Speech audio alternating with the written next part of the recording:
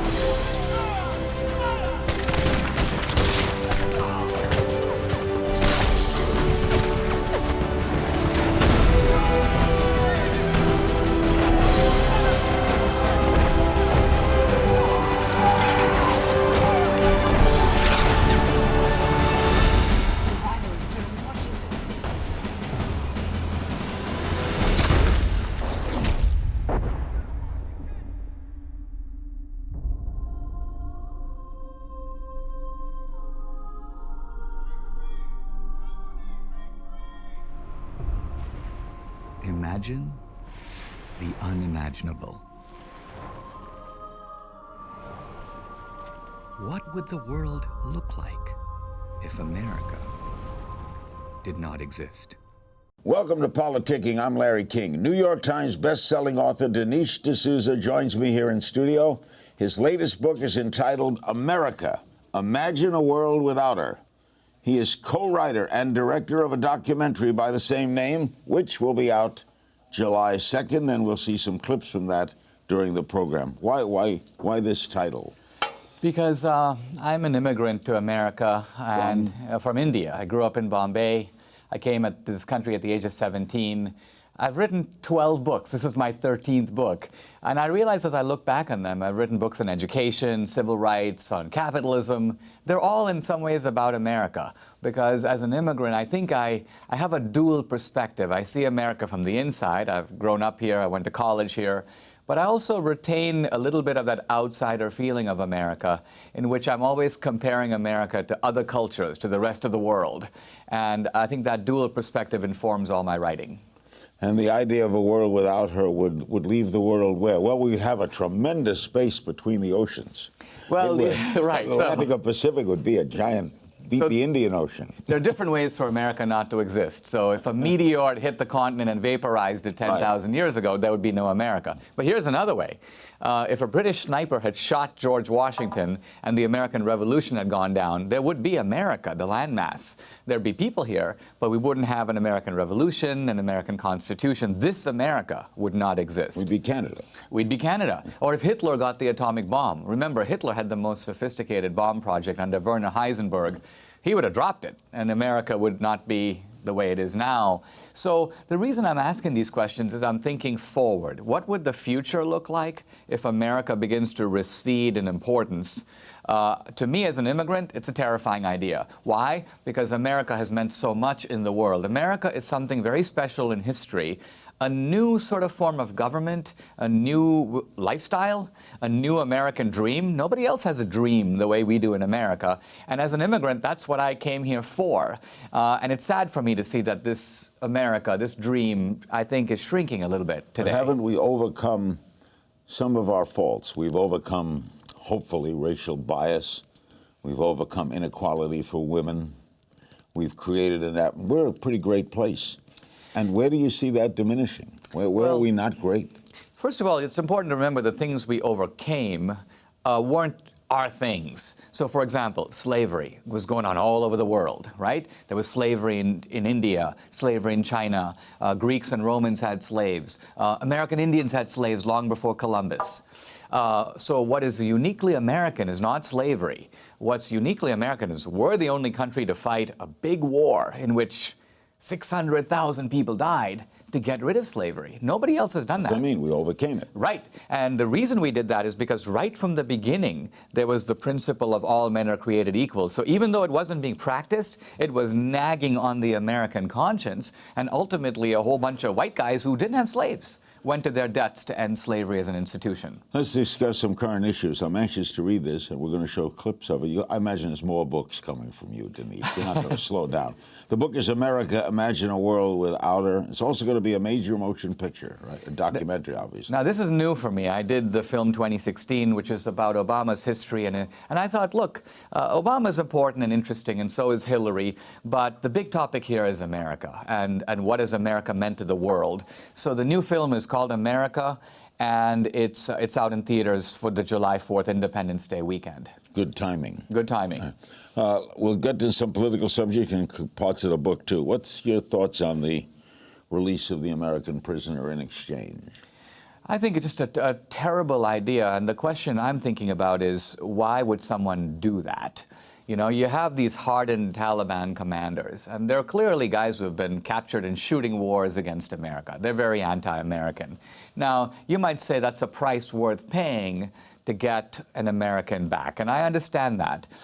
But Israel does it all the time. Israel does it all the time. They release thousands. And we exchange prisoners with the Nazis. I mean, this is part of this is part of the practice of war. What's so unusual? Well, I think what's bad about it in this particular case is that the soldier that they're bringing back seems to be similar to the Taliban in his view of America. In other words, here's a guy who was apparently a deserter. Here's a guy who apparently cost other Americans to risk their lives. We don't know all that yet. We don't know it all. You're jumping the gun a little. We don't know all the facts. We will know them as they all come out. But I'm just saying, going on what we know, this looks like a very questionable deal. I think there's a bigger picture here, and that is under Obama, you've seen American interests weaken around the world. Look at the Middle East. You couldn't do one thing in the Middle East without America having a big say-so. But recently, it seems like from Egypt to the Arab Spring, you have one by one American allies like Mubarak. Not a perfect guy by any means. Yeah, a dictator. But in getting rid of the bad guy, you always want to make sure you avoid the worst guy. You know, poor Jimmy Carter helped to get rid of the Shah, and the Shah had a secret police. But look, we got Khomeini. So from the frying pan into the fire, America has had a nightmare in Iran for 30 years because of the Khomeini revolution. Well, how about, you think going to Iraq was correct? I think in retrospect it was a mistake, and I certainly think... Terrible mistake. Yeah, you can't say we're going in for weapons of mass destruction. Oops, there aren't any. To me, that's unconscionable. So why do you level Obama so much and not level Bush? Well, I created this. I think the Iraq invasion was a mistake. Now, Afghanistan is a different deal, and I think with Obama, he came in and he seemed to understand the distinction. In fact, he campaigned. He said Iraq is the bad war, Afghanistan is sent more troops to Afghanistan. The good war. But look, the Taliban, those are not good guys. They're not good guys not only in their foreign policy, but they are the most radical Muslims in the world. And radical Islam is probably the most illiberal force in the world today. So I don't understand why we don't recognize that in Afghanistan we are dealing with a serious problem and we need to deal with it. We'll be right back with the always outspoken Dinesh D'Souza. Don't go away.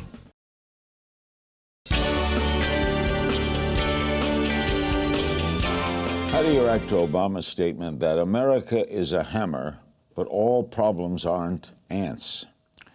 Well, I agree with that. I don't think we're the world's policemen. I'm a young Reaganite. I came of age in the Reagan years. And if you remember, Reagan had something called the Reagan Doctrine. Now, the Reagan Doctrine is this. We do not fight for other people's freedom. They fight. We help. So when the Mujahideen in Afghanistan were fighting to push the Soviets out, we didn't send hundreds of thousands of troops.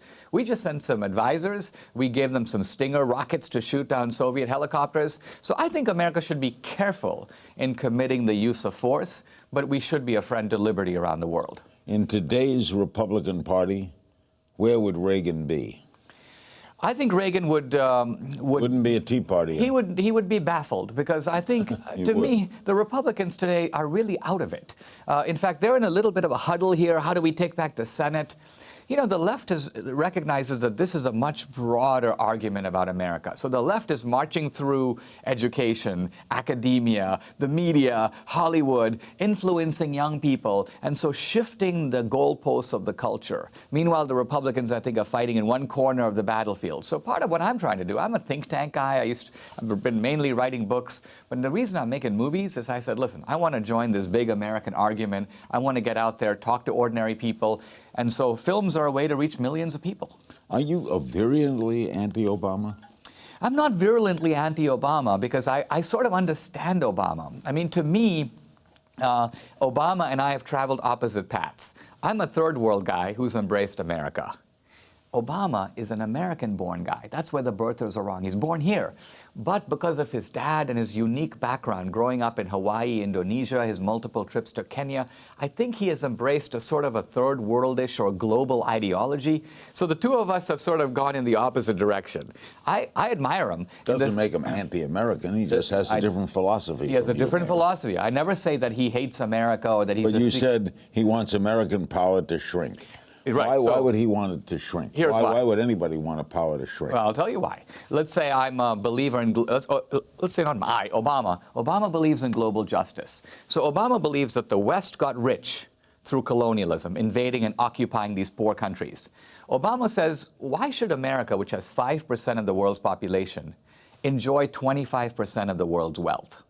Why should we use so much energy? Why should we use so much healthcare? What right do we have to tell other countries what to do? So I think what Obama would like to see, he's not trying to destroy America. He's just trying to make America a normal country, like Greece or Uganda, one country at the big dining table of nations. Now, to me, that's bad, because I like America to be the sole superpower. I don't see the commerce of the world's oceans traveling smoothly without the U.S. Navy sitting there to make sure that pirates don't get aboard ships. Sometimes when you're that way, you can have the world disliking you. And if the world dislikes you, you don't get support when you need support. It's a small world. It's a small world. You need the Chinas, and you need Europe. You need Asia. You need that. I couldn't agree more. But I think that we need to exercise both soft and hard power. And what that means is we need to make friends wherever we can. But we also need to be tough. So, for example, China is modernizing its military. China is building up its nuclear arsenal. If I was America, I would say, all right, let me make friends with India and Japan and Korea to block the rising power of China. So it's one thing to say we all want to be happy friends. It's another thing to say there are powerful forces in the world that are coming up, and America needs to protect its own interests. We recently marked the 70th anniversary of D-Day. I remember it very well because I was 11 years old. You call it one of the triumphs of America's so-called greatest generation. You write, the greatest generation failed in one important respect. It couldn't produce another great generation. How was it supposed to do that? Well, was it responsibility to produce another generation? No, I wouldn't say it was its responsibility. To me, what I love about the greatest generation wasn't just that it won World War II. It's what it did after that. Because lots of people would have fought World War II. The Japanese attacked us. It's not surprising we got into it. But we rebuilt Japan and Germany after the war. That is unprecedented. The Romans would never have done that. And it was Truman. It was Truman. It was Truman who did that. The Truman Doctrine, which conservatives opposed. If they opposed at the time, they would be wrong to do that. They did oppose. Yes. I was alive. All right. Well, I think that was a mistake because this, we see a small glimpse of it even later in Afghanistan, where American planes are bombing these Taliban targets but dropping food. And I'm like, wow. What other empire does this? Consider the fate of civilians on the other side. So, point I want to make about the greater generation was it was created by the Depression and World War II. It was a generation formed in hardship. So I understand in the 50s, when America started doing well, these people said, let's give our kids everything they wanted. But the problem was you then create the spoiled brats of the 1960s, the Clinton generation. So when I compare the World War II generation with the 60s generation, I'm going with the World War II generation. More with the best-selling author and filmmaker Dinesh D'Souza right after this.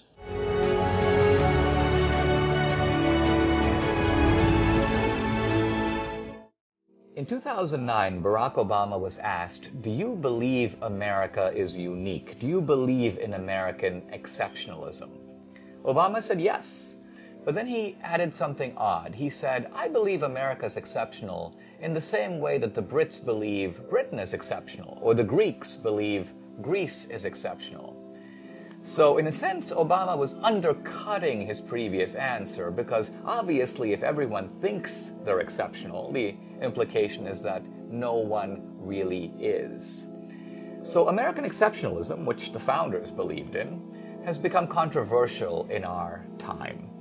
I think what's fascinating about this debate about American exceptionalism is that today, on the right and the left, both sides affirm American exceptionalism. The difference is that the conservatives believe America is exceptionally good, while the progressives, the Obama types, believe America is especially bad.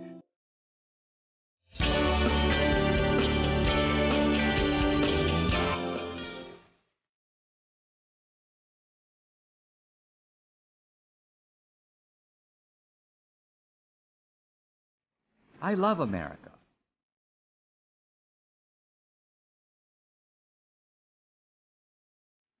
I chose this country. And like millions of immigrants, I've been blessed by my life in America. This country does something truly unique. It allows you to write the script of your own life. That was a clip from the new documentary, America, Imagine a World Without Her, based on this book. It opens, by the way, in July. The co-writer and director of that film is Dinesh D'Souza. He's my guest. The book with the same name is out now. I've been calling you Dinesh. It's Dinesh. I apologize. Right, okay. But I like Dinesh better. In fact, you ought to think about calling yourself Dinesh. It has more impact. My middle name is Joseph, and my friends once said to me, you can't write books with names like Dinesh or Dinesh. Nobody knows, no one can pronounce that. Use your middle name. But I find actually using my real name it's more memorable. You recently, last month, you pled guilty to a charge you used straw donors to make a $20,000 illegal contribution. Why'd you plead guilty? Why'd you do that? I was a complete idiot. My friend... What did you do? Well, I'll tell you. My friend Wendy Long was running for the Senate in New York City. And I told her, Wendy, please don't run. You have no chance to win. Against Gillibrand, right? Yeah, against Gillibrand, who was the incumbent with a lot of money. So in any event, what I did was I gave $20,000 to Wendy Long above the campaign finance. You're allowed to give $10,000 per couple. I gave $20,000 more. I had no bad intentions. I was swamped. I should have set up a PAC. There are 10 legal ways to do it. I just did something really stupid. And so I pled guilty to it, and I'll get my lumps for it. But a felony, you won't be able to vote. I'm just going to have to use my influence to convince others to vote. Yes, it's terrible. As an immigrant, I never thought I'd be in this position, I must say that I am worried that with the Obama guys, and I'm not talking about my case. As I look around the landscape, my partner Jerry Molen, who's the producer of Schindler's List and Jurassic Park, right after we made the film 2016, boom, he gets approached by the IRS. Our investors get approached by the IRS. That's Nixonian. Yeah, this is all bad stuff and I don't think, to be honest, this is not a liberal Democratic or a Republican thing. I don't see Clinton doing this. I don't see Jimmy Carter doing it. There's a certain sense in which when you have control of the government, you shouldn't be using it as a weapon against your critics. But you did wrong. But I did do wrong, and I admit it. Do you think you might go to jail? I think I might. I hope I don't, and I'll make the case for why I shouldn't. I haven't done this, obviously, before. At $20,000, that seems minor. You can plea deal that, can't you? Well, the other thing about it is, the election laws are there for corruption. And usually when people do this stuff, they're bundling, they're trying to get something out of it, there's some quid pro quo. There's none of that in this case. I was a misguided effort to help a friend. Are you meeting with prosecutors? I've already met with them. They're sort of out to get me. I would have to say my confidence is really more in the judicial system and in the judge, and he's the one who decides my fate. In an interview some years back, you said same-sex marriages don't work because marriage does not civilize men, women do. But now you see the tide going the other way. The tide is definitely going the other way. What's wrong with this? I don't really know. I mean, I have to say historically this is completely untested. Historically, marriage has been in so many different forms. Polygamy has existed in many known cultures. Incest, the ancient Egyptians and so on. Gay marriage is new. And its impact on society, on kids, completely unknown. So we're sort of in uncharted territory here. I can see how we got here. The point I was making in that quip, and it's only a quip, was to say, listen, that the reason that men behave themselves is not because they're married. It's because of the civilizing influence of women. Women have a way of transforming men, and that's all I was saying, that gay marriage doesn't do that. So we'll have to see. I mean, I'm open to the idea of what's going to happen, but we're just going to have to watch it carefully. But as a realist, you see it coming. As a realist, the tide is in. The tide is in, and the reason I think the tide is in is because what the gay movement has done very effectively is piggyback on the civil rights movement. So in the civil rights movement, essentially the argument was that race is the painted face, right? Race is not something that tells you anything about the inside of somebody.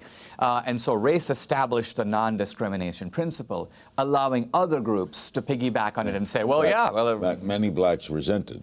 Well, blacks are very uncomfortable by this because gay is not the new black for the way they see it. All right, let's get to some political things. Do you have a favorite Republican in the mix?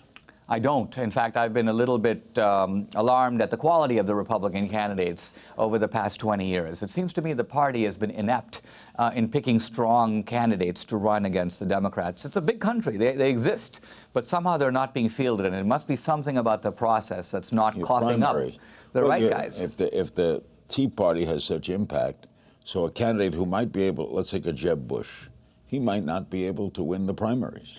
Right? I do think that in this year, I was at the Republican Leadership Conference speaking a couple of months ago, and I noticed a new awareness. Pick, if you will, the most conservative candidate who can win. So not pick the most conservative candidate, period, but pick the most conservative candidate. Who in your mind is that? Who's electable? I don't know, because I think Hillary would be a very formidable candidate. She's the historic first woman running. I don't really know. I've been focusing my energy on issues and a little bit on Obama and the Democrats. My book and my film are really focused on the power of the progressive movement as it's developed since the 1960s. I've been sort of neglecting the conservative side. I guess you feel Hillary's a definite run? I think she's very likely. And remember that she's, I think an interesting question with Hillary is she more like Bill or is she more like Barack? So I think a lot of Americans are hoping that she's more like Bill, so they're going to get Billary. But if you track... Do you agree Bill was a pretty good president? I agree Bill was a pretty good president. I think he was a good guy. And, of course, he was a patriot, and America did very well in the 90s. I think that being said, that Hillary ideologically is probably closer to Obama than she is to Bill. More with the best-selling author and filmmaker Dinesh D'Souza right after this.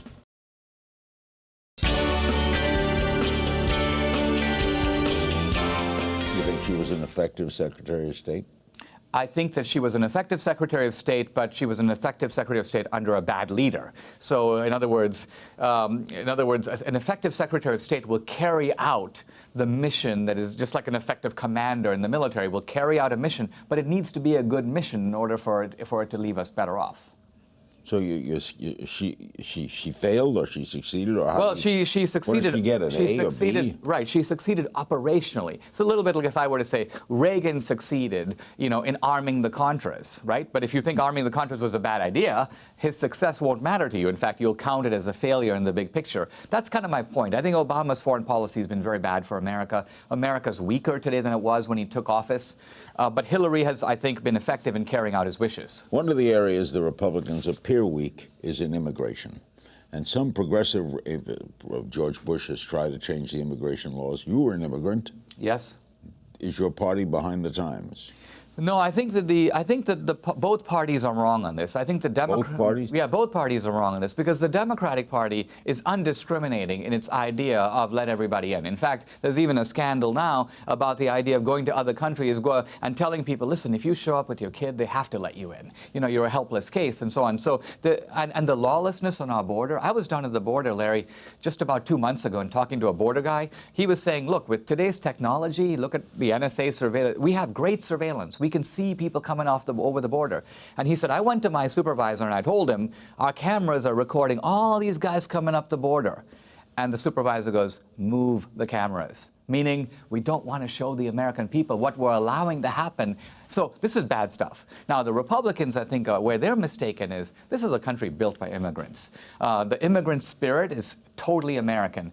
So what I do is I would be very pro-immigrant, but I would want entrepreneurial immigrants who love America, who want to be part of this great... Don't you think these people coming in want to come in? They want to succeed? No. They're coming in for stuff, but there are two ways to get stuff. One way to get stuff is to work for it and earn it, and the other way is simply to become eligible for it. So we're now a strange society. We're a welfare magnet, but we are also an entrepreneurial magnet. So how do you do it? Like every other country. Canada sits around and says, you know what, we have too few doctors. Let's take more doctors. We need more nurses. We need more people to invest money and start new businesses. So you write the immigration laws so you're taking in 1 million immigrants a year, but you're choosing the immigrants you want. But image-wise, the Republicans look bad on the issue. They look very bad on the issue, and you'll notice in the book and in the film, it's a film told by an immigrant that champions immigrant virtues. And by the way, the left's attack on America, I see as an attack on immigrants. Because when the left says, you know, you took the country from the Indians,